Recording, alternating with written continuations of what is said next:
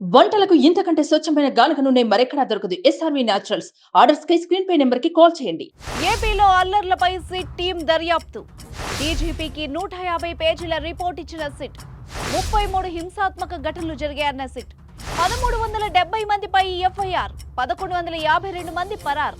పక్కా plan తోనే అల్లర్లు జరిగాయన్న SIT. హింస జరుగుతుందని తెలిసినా నిర్లక్ష్యంగా ఉన్నారని సిట్ రిపోర్ట్. మంగళవారం మరో నివేదిక రెడీ చేసిన సిట్. ఆంధ్రప్రదేశ్ ఎన్నికల పోలింగ్ సందర్భంగా చెలరేగిన హింసపై స్పెషల్ ఇన్వెస్టిగేషన్ టీం తయారు చేసిన నివేదికలో సంచలన విషయాలు వెలుగు చూశాయి. అల్లర్లపై 2 రోజుల పాటు దర్యాప్తు జరిపిన సిట్ అధికారులు డీజీపీ హరీష్ కుమార్ గుప్తాకు ప్రాథమిక నివేదికను సమర్పించారు.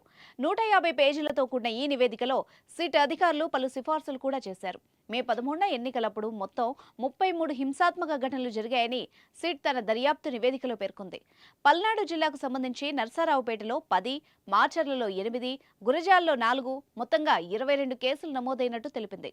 తిరుపతి జిల్లాకు సంబంధించి చంద్రగిరిలో 2, తిరుపతిలో 2 కేసులు నమోదైనట్టు తెలిపింది. అనంతపురం జిల్లా తాడిపత్రిలో 7 కేసులు నమోదయ్యాయని పేర్కొంది.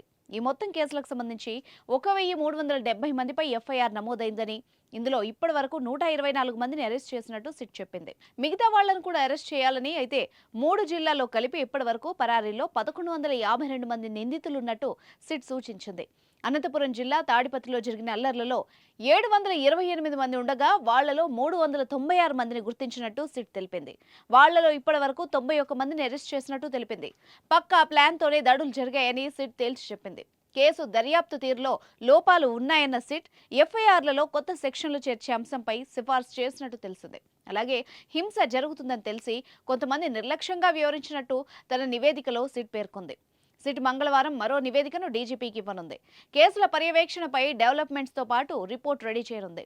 మొత్తం రిపోర్ట్స్ ని కౌంటింగ్ లోపే డీజీపీకి సిట్ టీం ఇచ్చే అవకాశం కనిపిస్తోంది. సుమన్ టీవీలో మీ పర్సనల్ అండ్ బిజినెస్ ప్రమోషన్స్ కోసం కింది నెంబర్ కి కాంటాక్ట్ చేయండి.